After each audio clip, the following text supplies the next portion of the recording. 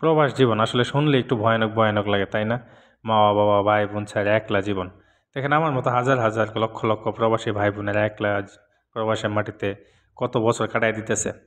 আসলে আমি কোনো সময় চিন্তা করি নাই যে আমি প্রবাসের মাটিতে আসবো। আমি সবসময় চিন্তা করতাম একটু একটু লেখাপড়া করতেছি, দেশের মাটিতে একটা চাকরি করবো, সরকারি একটা চাকরি করবো, সরকারি না পাই একটা বেসরকারি জব করবো, বাপের একটু সম্পত্তি আছে ওইটা নিয়ে একটু কৃষি কাজ করবো, এভাবে সংসারটা একটু চলে যাবো।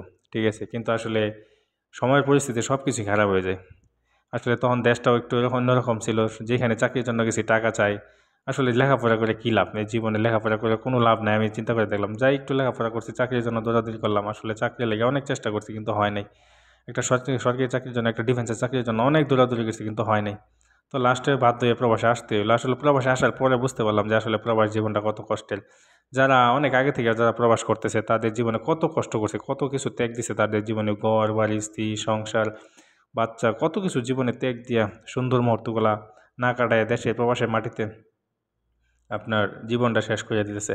আমি আমার জীবনে এমনও দেখছি যে প্রবাসের মাটিতে 20 বছর 30 বছর হয়ে গেছে, 45 বছর হয়ে গেছে, এরকম মানুষ এখনও বাংলাদেশে যায় না নিজের সংসারের গ্লানি টানতে টানতে।